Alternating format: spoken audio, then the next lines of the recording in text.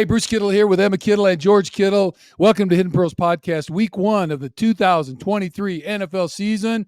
Bam, it's here already. Wow, it feels like forever, but then all of a sudden it's here.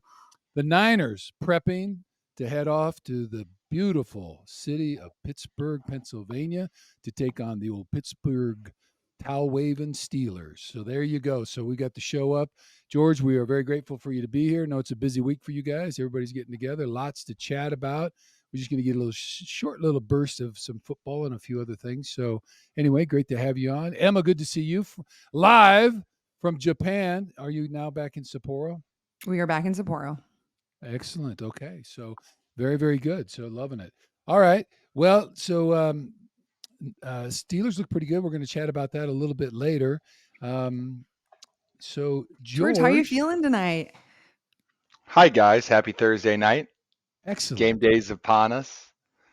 Just watched the Lions winning at Kansas City. What a game that was. That was pretty good. Yep. They made some plays. Fourth quarter, they did. They did make some plays. Mahomes needs a little help.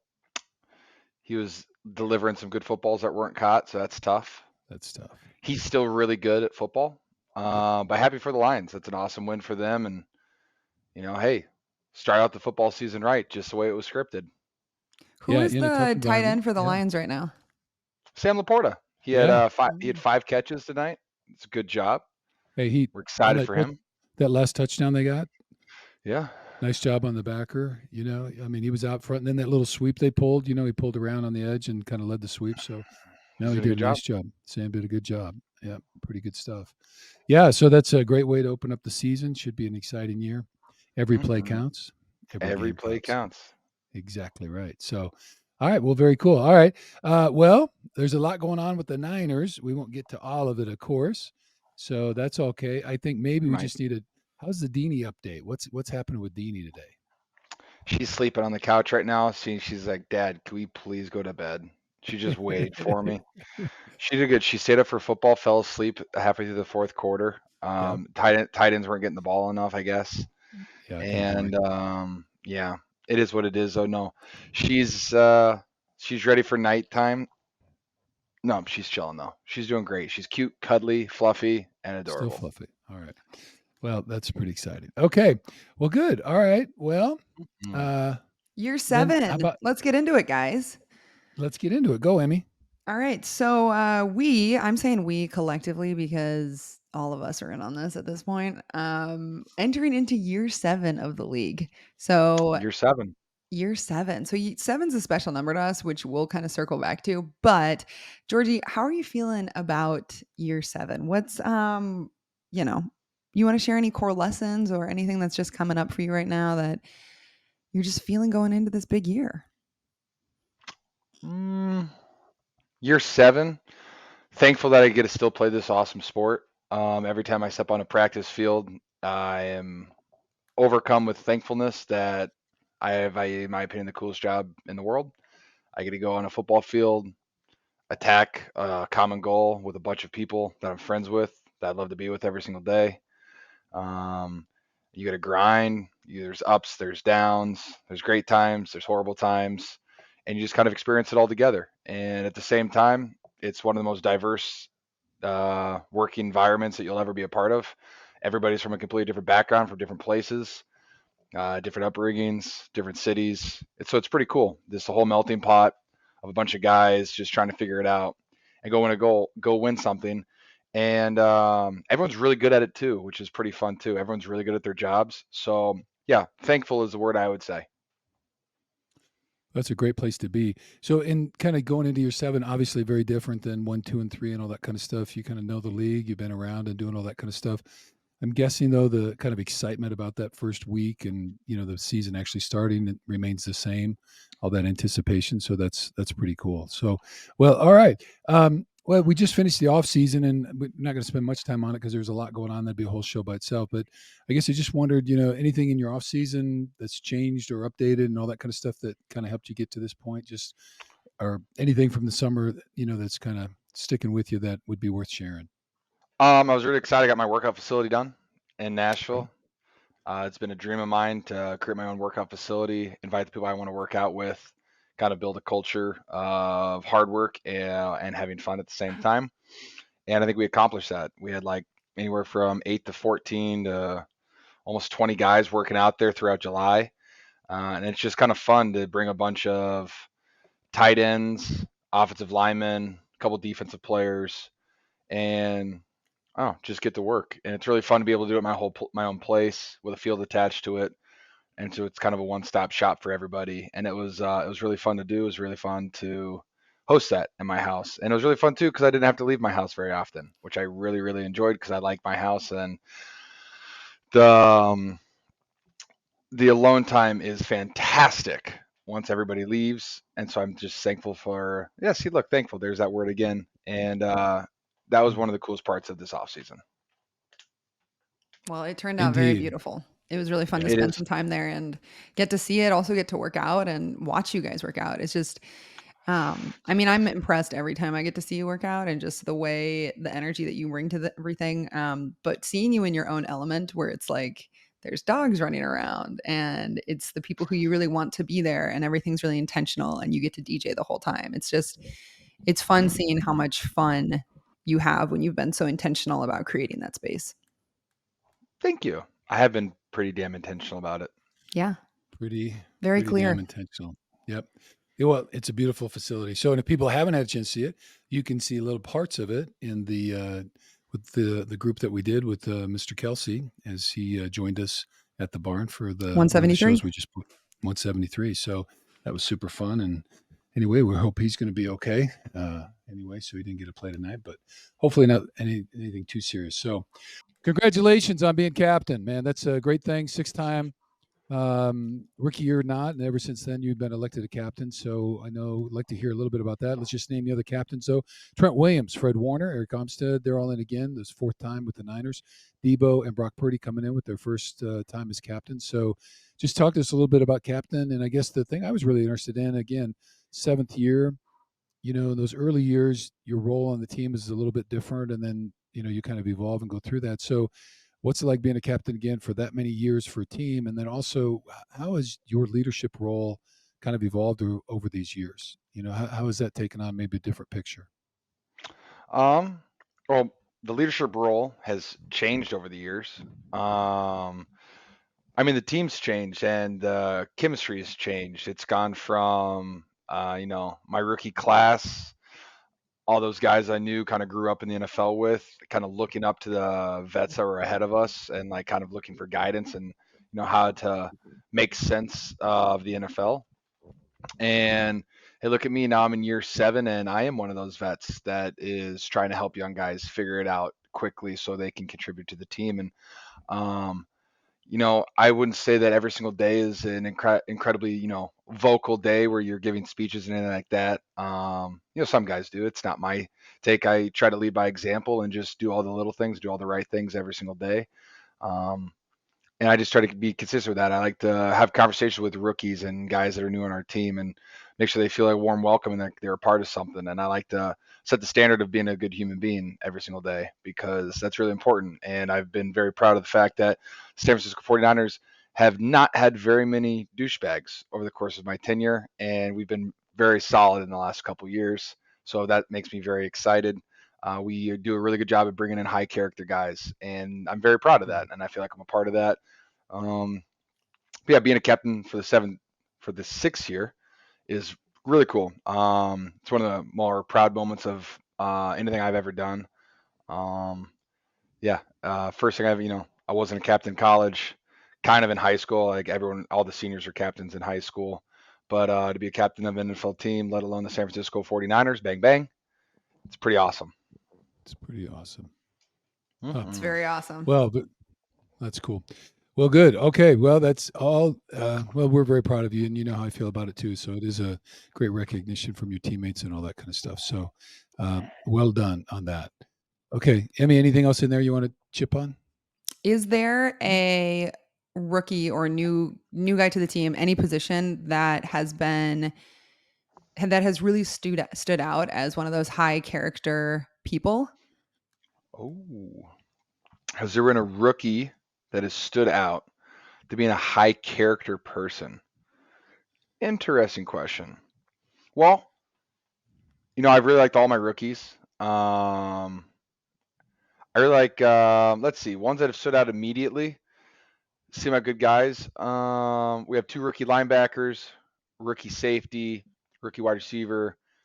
And one thing I really enjoyed is the other day, it was after one of the team lifts, those four were together, like doing a bunch of core stuff, just together hanging out.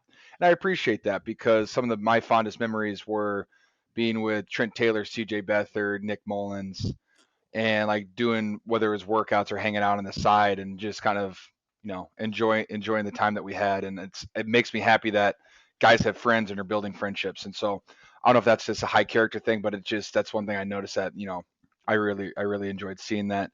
um but I've thoroughly enjoyed getting to know the rookies, and you get to know more people throughout the football season because of the highs and the lows. And you really see someone's worth in their worst moments. And football does a really good job of showing that and bringing that out in you. So hopefully I'm not wishing for any low moments for the 49ers. Hey, the plan's to win every single game. Just go win the Super Bowl. Hey. Why wouldn't we just do that? Duh. Why- But you'll see what happens, and I'm looking forward to seeing how this team responds to different types of adversity. George, Yeah. anytime that we've been talking about like you going into year 7, I feel like there's been such this energetic shift in you. And just hearing you say that story about like watching the rookies, it's making me picture you. Like I'm getting this visual of like you used to be that like little kid, like playing, and like they're not little kids, obviously we know that, but this like young puppy energy. And then now you're this like almost like Gandalf wise or like Aragon figure in the background, like like make friends. Like more of this kind of wise or You're not fruiting wrong. sage in the background. Yeah, you're not wrong. I will say I still have that puppy dog energy, but I Yes. do. One thing I've done a good job of my entire football career is, and it's one thing I tell myself, and it's one thing I tell every rookie that I talk to is my number one advice for you as a rookie is do two things. One, be a sponge and absorb all the information that is processed is going on around you, whether it's good, whether it's bad. Just see how people act, see how people do things, see how people treat people, and do the things that good players do well, and then look at the things that players don't do well and be like, I shouldn't do that. And my other tip for rookies is shut up. And I say that in the kindest way possible. Just listen. Just listen. You don't want anybody to know who you are because you're loud and you talk, and whether, the best thing you can do is shut up and speak through your film, because that's where you get your respect. That's where you get your paychecks. That's how you get on the field. And the one of my favorite stories is from my running backs coach, Bobby Turner, who's our running backs coach. He's a fantastic human being, and he always tells how my rookie year he didn't even hardly knew who I was because I never opened my mouth. I didn't say a word. And he goes, now you just talk all the time. You always, voicing your opinion in meetings and stuff. I'm like, well, yeah, because someone has to. Because back when I was a rookie, you had like guys like Joe Staley and Garrett Selleck who would voice their opinion sometimes because they knew what right from wrong was. And as a rookie, you don't really know that. But it always rings home to me because it's one thing I always suggest to people is just don't talk very much. Just listen, grind, get better. And then when you have your opportunity, seize it. Bam. Mic drop. Yeah, sometimes. Talk with I your mean, cleats. it's harder than that, but that's one thing that Yeah. helps is if you just listen. And then you just focus on you. All the other stuff doesn't matter. All the other stuff comes with it, like, and you'll get Eventually. used to it. Yeah. Yeah. All that matters is what you can put on tape. Yeah. It's hard to hear other people when you're talking all the time. Or when you just like Yeah. think There's a you lot. have everything figured out. Like there's so much power in like that earthworm beginner energy. Just listen. Earthworm. Ooh. I like Ooh, listening to earthworm. rookies because I like listening to anybody because someone occasionally, I'm not gonna say every person, but you can have a conversation with a random person in the locker room, in the cafeteria, just walking through the hallways, and you can learn something, or it can add to your perspective. It might not change your opinion on something, but it can add to your perspective of something, widen your horizons. You'll be like, Oh, wow, that makes a lot of sense. Huh. Can't believe I Hmm. never thought of it like that. Well, is there anything interesting that you learned this week, George? Anything interesting that I learned this week from my rookies? No, well, so it was our first week back in like our game week series, which is like meetings from 7:45 to like noon or like 1 p.m. And so it's just like a lot of sitting in a chair, comprehending and just trying to analyze all the things that our coaches are installing. So like first and second down pass plays, run plays. Today we did short yardage, goal line, third down pass plays, and then tomorrow we have red zone and other like corrections and stuff that Kyle doesn't like from what he saw in practice. And so it's just trying to get back into the groove of these things, and it is difficult, but it is so much fun. And again, like I said, I'm very thankful that I have this opportunity and kind of pinch myself every single day that I will get a walk and I get a park in the Levi Stadium parking lot and I look up and my office building is Levi Stadium. It's pretty cool. That's pretty cool. Okay. It is, isn't it? Well, yeah, no, it's super.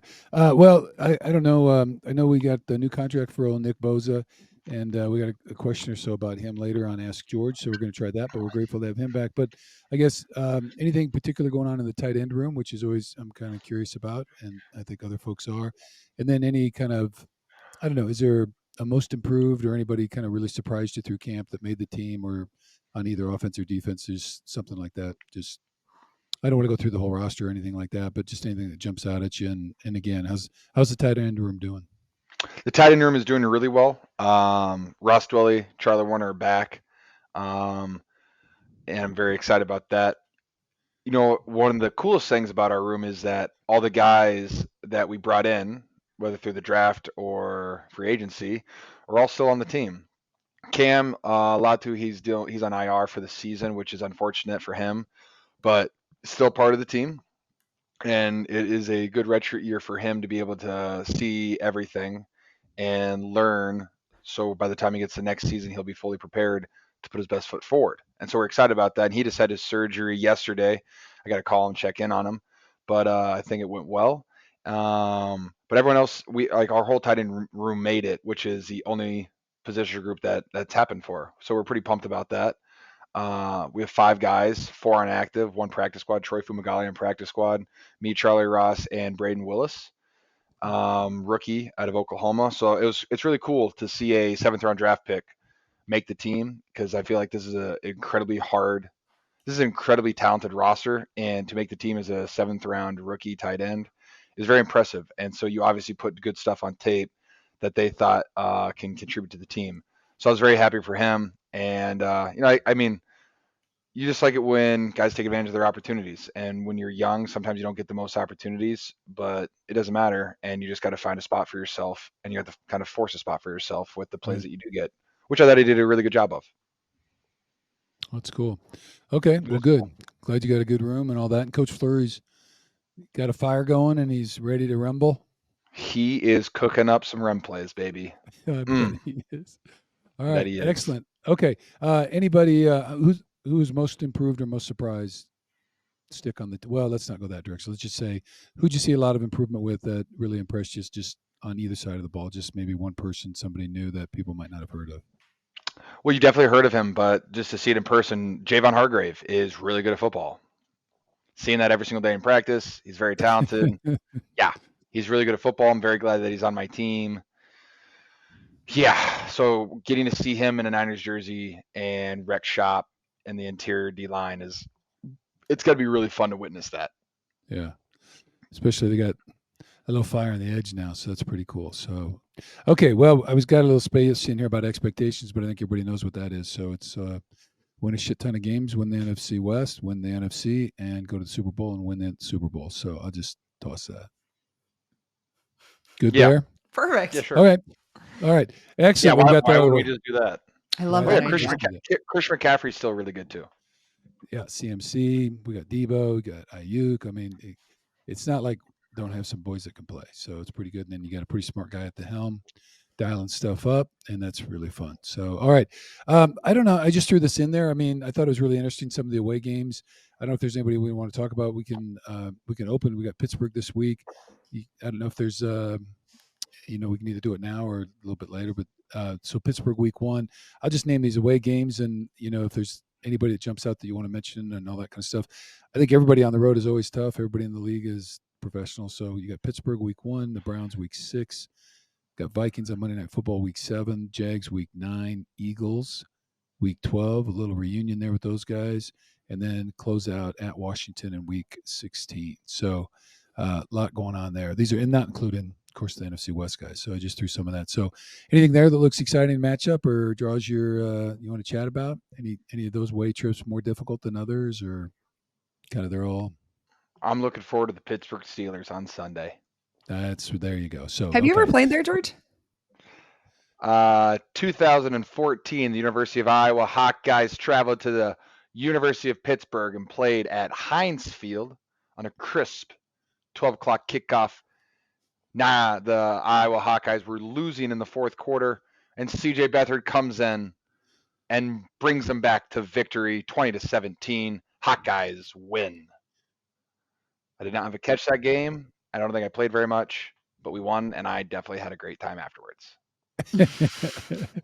It's always good to win. Always good to win. So that's great. Okay. Yeah. All right. Well, let's just chat about Pittsburgh then. So you guys Sure. take off on Friday, I think, right? Yes, I will be in Pittsburgh by the time people hear this podcast. Yep. So okay, and then any kind of scouting report that you're able or willing to share? Just what are you expecting and all that kind of stuff. We know the stadium will be loud and proud and rocking with the terrible towels will be flying and all that kind of stuff. It's supposed to be a beautiful day, high 74, low of about 65 to upper 60s by the time the game's over. Great weather for playing football. I literally saw the weather report today and said an 80% chance of thunderstorms and rain. Oh, I checked yesterday and there was nothing. Oh, so that was today. So okay, well maybe we'll have to relook. I better throw my rain jacket in. All right, double check that. Okay, well if in the rain, okay, let's run the ball. What do you think? Who cares? Let's just play football. Scout report on the Steelers. I'm not going to talk about their offense at all. I'm not in those defensive meetings. Yep. But their defense, they've got future Hall of Famer Cam Hayward, who's really good at football on the D line. He's been there, I want to say 13 years, maybe longer, but he still plays at an incredibly high level. He's absolutely massive, elusive. He's physical. He runs. He plays a lot. He's really good at football still. So there's that guy who can terrorize teams by himself. Then you look at the edges. TJ Watt, former Defensive Player of the Year, over $100 million contract, still really good at football. I know he had not a disappointing year. Was that last year that he got hurt week 1 last year and missed like the first 6 games, came back.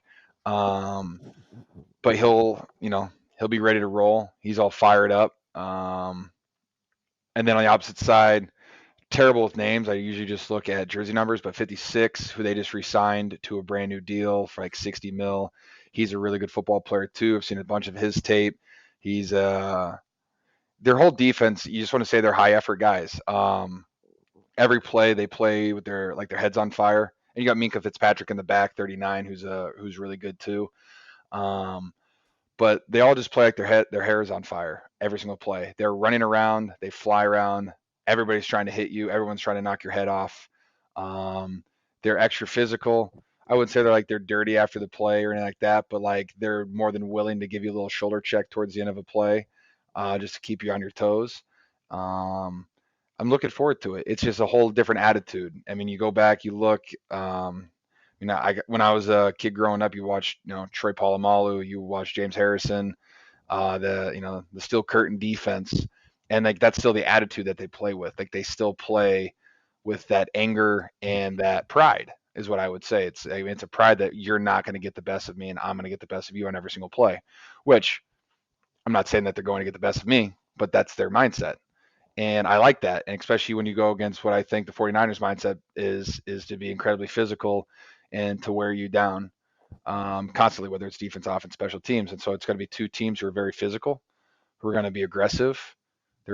They're both going to try to be the aggressors, and it's going to be about a game of, in my opinion, like every football game, all the time, who makes the least amount of mistakes. It's week one. Yeah. There's always mistakes. That just is what it is. It's probably the least clean week of football that you're going to see on TV.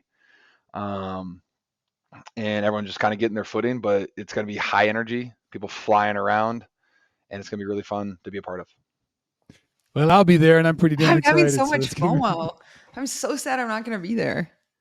You're in Japan, you're fine. You got to I watch know. baseball games. Totally. I'm really learning a lot about baseball. Actually, the thing I know this is so not relevant, but It's okay. isn't the Pittsburgh Stadium where they filmed the Batman movie? Yes, it is. I'm pretty sure. Yeah, Ben Mm, Roethlisberger's in that movie, and so is Heinz Ward. right. I think one other person. Yeah, Heinz Ward's the guy who returns a kickoff for a touchdown. He's like one of the only guys that doesn't die. That's Right. what I was just gonna say. He made Yeah, it. he doesn't die. I wonder if he made it out of the city.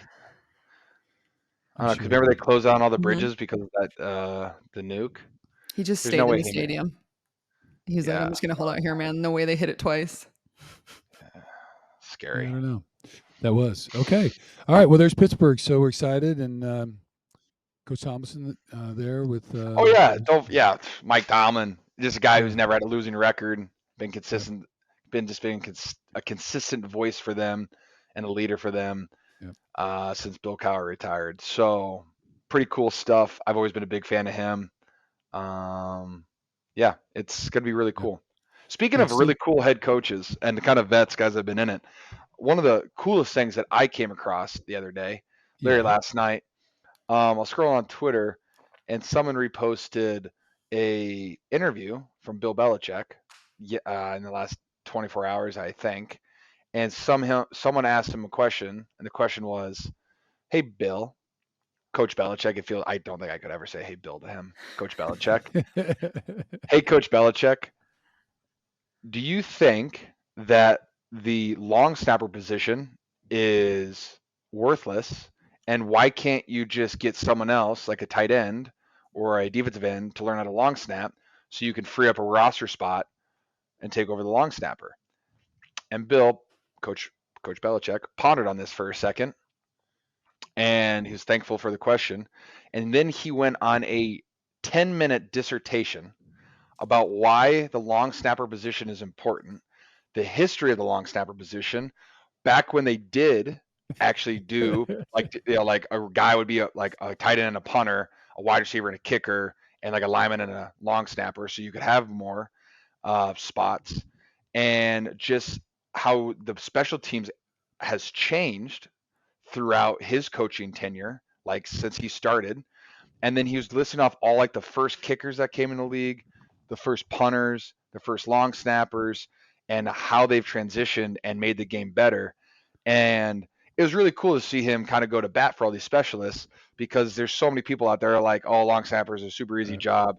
Oh my gosh, you just have to stand there and snap the ball. It's actually an incredibly stressful job. The only time anybody ever says your name is if you mess up. You have, especially on punt, you have sometimes a defensive lineman, a linebacker trying to blitz you while your head's down between your legs. And there are all these very difficult parts of it. And he goes throughout explain all this, but it's literally a 10-minute answer going throughout the whole thing. And I'll send it to you, Dad. I'd like that. And it was We'll link it such in a the show fun, notes. yeah, it was such a fun clip. And I listened to the whole thing, and it again reminded me why I love football so much. And it's just such a fun thing that if you're not in it, you don't really get it. And It's hard to explain to people why that would be so cool. Oh my gosh, it was Yeah. like, You know, wow. and Belichick's kind of role in football, you know, and how long he's been around and everything that he's seen and the way he appreciates it and just his memory and history of the game and all that kind of stuff. So all pretty cool. Well, that's fun. Okay. Well, thank you for sharing that, George. We'll look for that. send Be it to glad to share that piece. So, okay. Well, we want to make sure we have a little bit of time. I have the home games down. I'll just list these off. These are the non-NFC guys coming. Giants, Cowboys, Bengals, Tampa Bay, Ravens. So that's Really excited about the Pittsburgh Steelers. I got you. Okay, good enough. All right, Yep. and then I had a little thing on the NFC West. We'll talk about them when we get Really to excited them. about the Pittsburgh Steelers. I like that. Okay, we already did the Steeler review. So how about we'll do? We've got a couple updates. So, and some viewer questions if we're I posed for that. love updates and questions. Okay, good. So let's talk a little bit about the other thing other than your workout facility that got done. You and Claire also put a label on a bottle of wine that you guys have kind of helped put together, and Claire's brother Riley. So do you want to say just a word about that and kind of how that's a little bit different animal. So just thought that'd be fun to kind of toss out for people. Yes, for sure. Like a year and a half to 2 years ago, Riley, Claire's brother, went to transferred to San Luis Obispo down in SLO. He was at Cal Poly, sorry, transferred to Cal Poly in San Luis Obispo. And while he was down there, he started working at a vineyard called Alban Vineyards down there, which is a very, very wonderful winery that makes fantastic wine.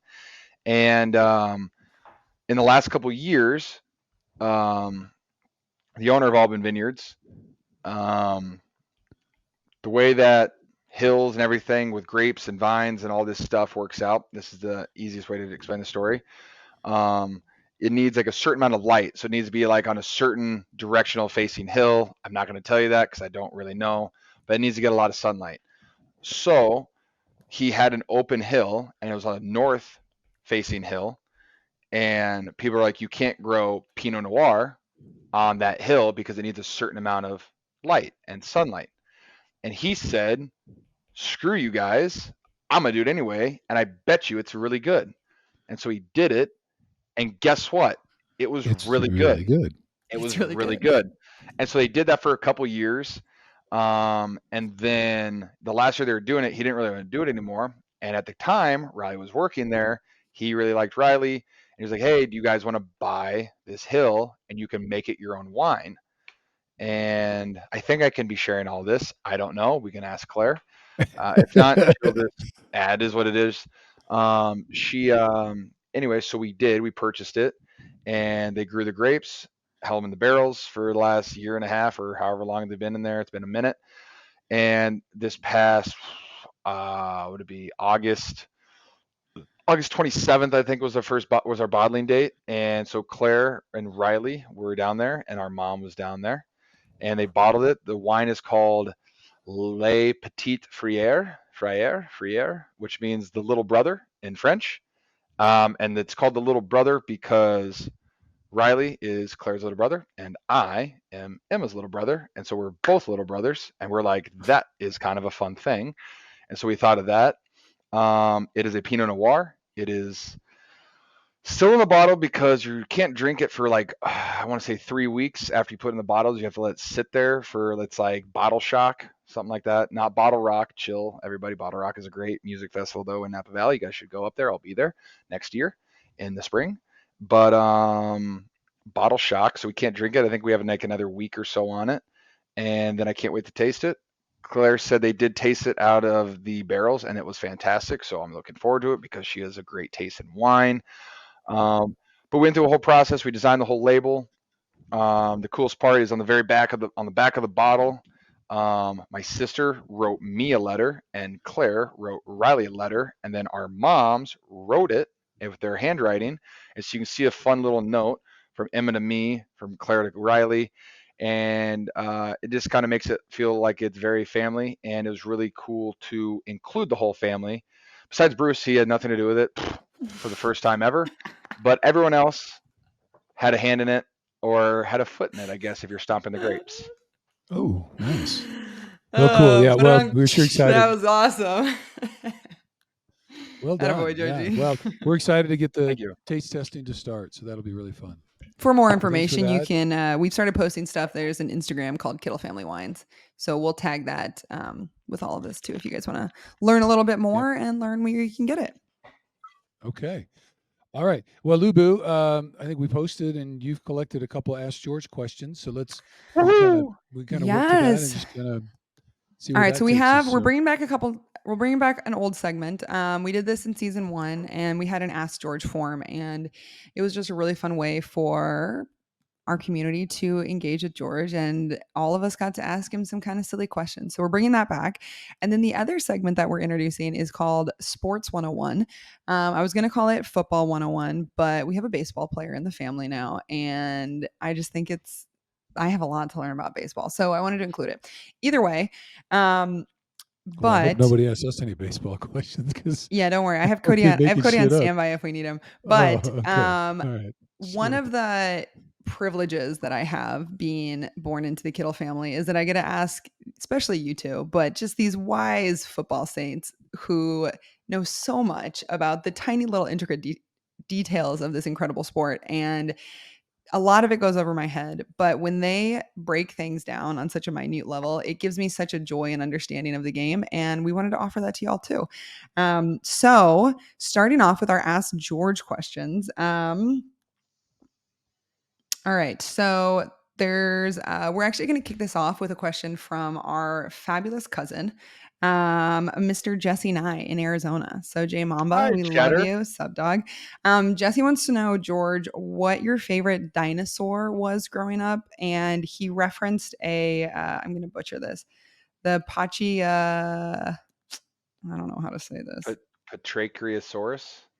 Pachycephalosaurus. It's this guy. I don't know. I'll post a picture. The guy with the hard head. He kind of looks like a little football player. But George, what was your favorite dinosaur growing up? My favorite dinosaur growing up was the Tyrannosaurus Rex. Yeah, no.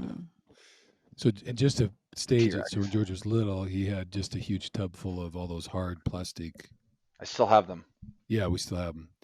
Dinosaurs and about everything you could get, and that T-Rex got dragged around all the time. So cool. All right. All right. T-Rex Yeah. it is.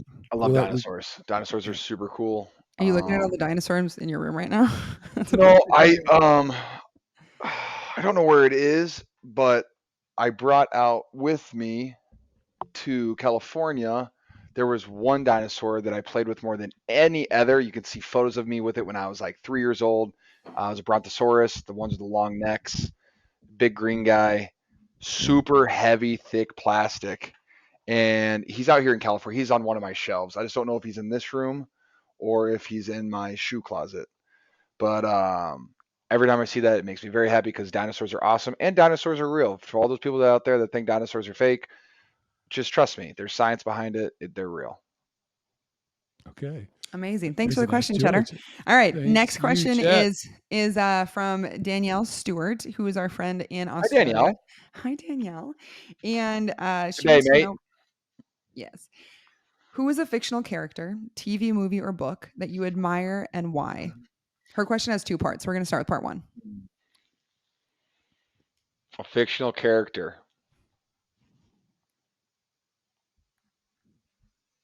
that I admire.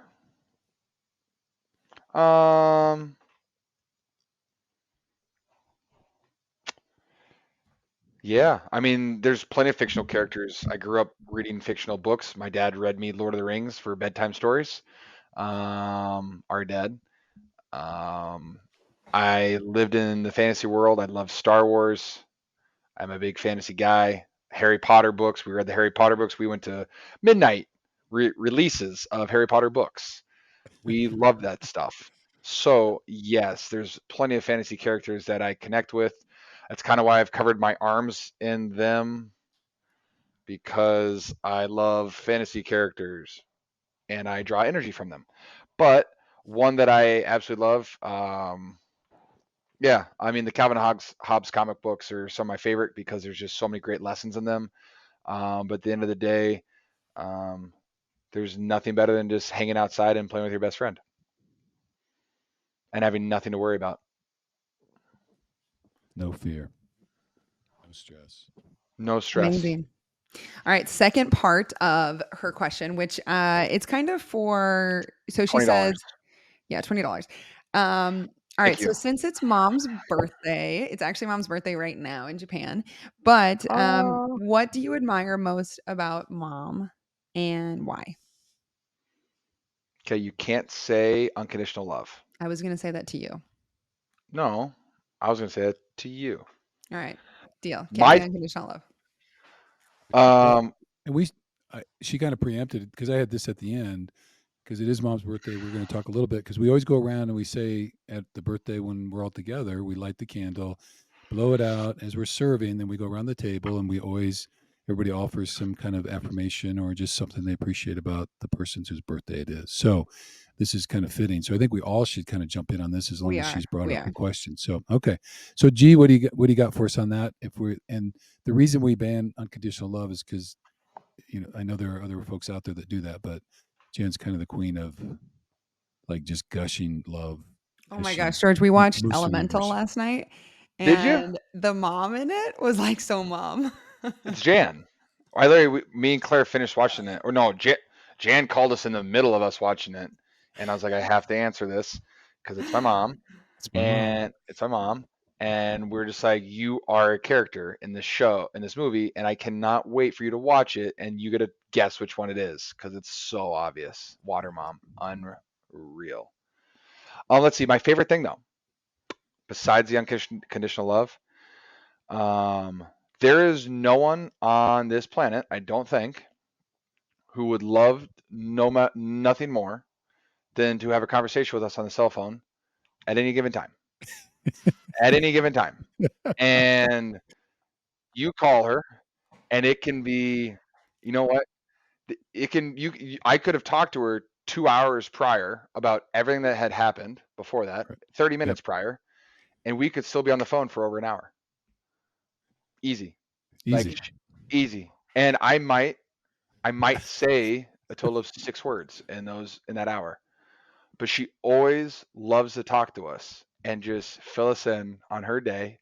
And she likes to ask about our day, but she always, always, always loves to be on the phone with us. I have a text from her today that said, "I'm free for your car ride home from work if you want to call." She's got it on her calendar. Oh, we can't see Yeah. it. There you go. Calling your mom today. Perfect. There Call you her mom go. day, courtesy of Kid Quill. Okay. But call her. They Okay. want it. She wants to talk. I promise. There she does. Okay, I'm just going to go. I think that one of the things about it, and it's kind of based on that love, but I appreciate how much she sees beauty in the world. Oh, she does. I mean, and so she's black and white photographer. She does that, but really just appreciates kind of that creativeness, creators, being a creative and all that kind of thing. And just the mountains, the sky, the sunsets, and all those kind of things. It's just there's this deep awe and appreciation for kind of the beauty of this world and particularly people. You know what I mean? And so that unconditional love kind of spills over where there's a couple in the world that kind of get under her skin, but for the most part, she finds a way to love just about everybody that shows up. So that's been pretty cool. So anyway, appreciate her. The way she sees the world and how much beauty she finds. Boo, what do you got? I was going to say something along those lines is how much she appreciates art. I would say I so appreciate how present mom always is in the moment. Like there is nothing happening tomorrow. Like unless we're going like prepping for an event or something, but like there is no reason why we shouldn't all just sit down right now and hang out and communicate and have a glass of wine or like go out and sit and watch the sunset right now. Like everything is she's so in the present moment. And I really appreciate that because a lot of times I'll catch myself like slipping out of that, or like thinking about other stuff I need to do. And she's so in the present moment. Like I want to show you something. I want to teach you something. I want to share this with you. And it's just great. I so appreciate that. And the unconditional love. Okay, there you go. All right. Happy birthday, Good Jan. questions. Happy Happy birthday, birthday, mom. mom. We love you. Okay, we got time for one more question, and then we're gonna. Okay, this is a sports 101 question. All right, so this is from the one and only Grace Whitley. All right, so as a 49ers fan, I know that Nick Bosa is a very beautiful and important part of the team. But as his teammate, can you please explain why he is so special in his position and worth $170 million? Yes, I think I can. Whenever you have someone on your team that you have to develop entire game plans around, for example, Aaron Donald, that would be the next closest thing I would say to Nick Bosa. That you literally have to account for him on every single play, otherwise they will beat you single-handedly by themselves. That person deserves a lot of money. Also, when they do it consistently, he has played 4 years. One when he was hurt. But the other 3 years he was Pro Bowl All-Pro, Defensive Player of the Year, Rookie of the Year. He's really good at football. While he might not talk a lot, and he's a little goofy. He's fantastic. He's the little Um, bear. he is an absolute monster, and there's no one like him. There's no one that has the athleticism, s- speed to power rush, power to speed, agility, quickness, his reaction time. Everything he does is elite. And then you watch his work ethic, you watch his consistency, you watch his resiliency, you watch everything that he does every single day. He's one of the most consistent people I've ever been around my entire life. He does the exact same thing at the exact same time every single week throughout the entire season. You know exactly where he's going to be at Monday at 2 o'clock. You know where he's going to be at Tuesday at 3 o'clock. You know where he's going to be 10 minutes for practice, 30 minutes for practice. You know where he's going to be after practice. He does the same stuff. He's religiously consistent, and it's pretty cool. Yeah, and if I could just add on, and I think you kind of captured it, but in addition to all the unbelievable skills he has, he just like he's so intuitive in a game. You know, the way he feels pressure or sees somebody's stance or just how things happen and just how he unfolds into everything.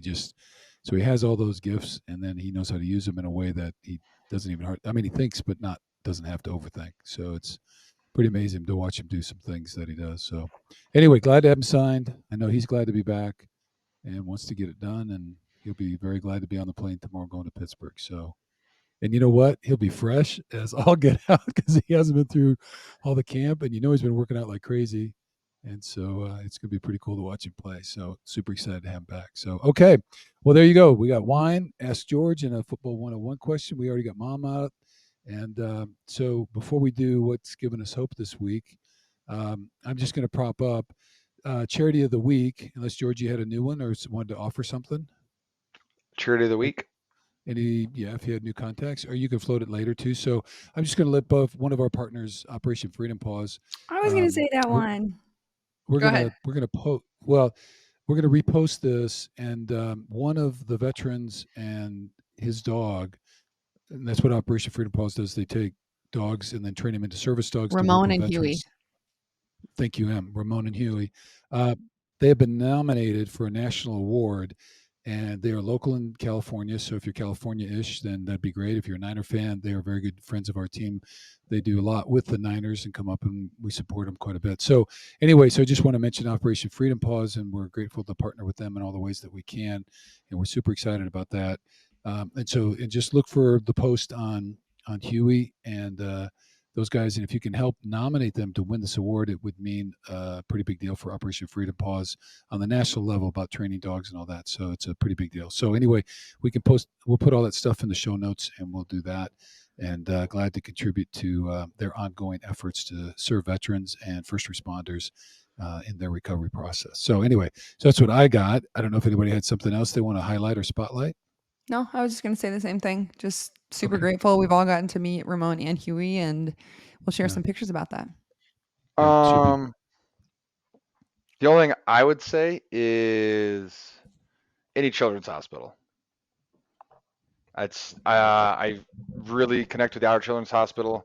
Um, I can't remember. One of my buddies DM'd me about a kid in Stanford Children's Hospital who's dealing with some stuff, and just always reminds me that how blessed we were as children to not have to do anything like that, and we were able to be outside and playing every single day. And there's plenty of people around the world who don't get to have that opportunity. They don't get to go play little league soccer, little league baseball, and go on hiking trips with their family every single day or throughout their summers. And there's people dealing with really hard shit. And so, hey, once in a while, if you're waking up and you got to go to work and you got to go work out, you got to drive your car, you're doing pretty good. And find the great things that are going on in your life and be very appreciative of them. And then make sure you call your mom and tell her you love her. Bam. Okay. Well, that gives me hope right there. That's what I That's was going pretty to say. good. What gives me hope is it's my mom's birthday, and it's not just her birthday in a couple hours on my time zone. It's her birthday month. Our mom has a series of rules, and what we should do is share a Jan's rule every We have to episode. write a book. Yeah. We should write a book. She's Right. got an We'll add another one. okay. We need to do Jan's rules, but Jan's rule, a new one that she made up, is that she said what we've done in the years past is that you get 3 days before your birthday and 3 days Mm-hmm. after your birthday, and that counts as your birthday week. And so as kids, we loved this. And now it's not like we got extra presents or anything like that. We just got to say it was our birthday early and stuff like that. And so we really thought it was cool. My mom has now decided that that is not long enough and is now birthday month. Yeah. So it is Jan's birthday month. If you see my mom, please tell her happy birthday throughout the entire month of September. And you know what? Probably by the end of September, she'll say, you know what? It's my birthday season. So all of fall will be her birthday. And then after that, it will shortly be her birthday year. And every Okay. year will be her birthday. Yeah. Bruce, do you have a Well, Jan's rule that sticks out to you? Oh gosh, it's probably something around driving. She's got a lot of nevers. So Never do this. Never do that. never, Very a never. lot of absolutes. There's a lot of absolutes in that way. There's So a lot One that of always sticks absolutes out to that me is change. never travel without a wine bottle opener, but make sure that you put it in your checked luggage. It's a good one. yeah. Why do you go? Oh yeah, because they'll take it unless it's one of just the little round clippers. No, I've lost many of them. Oh, okay, that's tough. How much do you drink? Don't ask What? that. You just created a wine label, bro. What if it was just to celebrate with you? You just said you've lost a lot to airport security, so that means I you've had to have. travel. I don't know, why do you have. travel with so many wine openers? Well, it's a Jan's Because rule. mom's So always like, go get another one. I'm like, oh, okay, awesome. And then I put it in my purse, or like I'm with Claire and she's like, did you bring a wine bottle opener? I usually have it in Dude. my purse. I've got the stuff that always goes in the check bag, and that is absolutely one for sure. Yeah. Never not do that. So it's always one. All right, That's boys. definitely As we wrap up, Jan, we love you Okay. incredibly much. I think for all of us, we can say our hidden pearl is just the shining light that is our mother. So, Jan, we love you so much. So grateful for everything that you do, the beauty you represent, the beauty you bring to the world, just you for being you. So, we love you very much, and we're so blessed to get you calling mom. Okay. And then I was going to close this with a little quote. What's our quote Just today, Dad? Quote of the week, quote of this show by Ralph Waldo Emerson, and I lifted this from the Insight Timer folks who have a quote of the day all the time, so I'm just kind of on that. But anyway, I thought this was pretty good. So it says, "The only person you are destined to become is the person you decide to be." So I think it really fits in with that mindfulness notion about life is really a choice. In each moment, we have that option to make a choice about who we want to be and how we want to show up. So for the most part, anyway. So just if that's your gig, so well, I'll keep working on that. George, I found it very inspiring today about your level of gratitude and appreciation for the spot you're in. So we're really excited, obviously, about the season carrying on. But I just want to say that we're really proud of you as well, and things that you've done, and being a captain again, and just trying to keep it all grounded. So well done, Lubu. Great job on everything with this. We're on a new what do you call it? Server app? I don't know. Whatever the heck we're on now. Streaming service? I don't know. Recording service? Yeah. So she keeps moving us around and doing all that kind of stuff.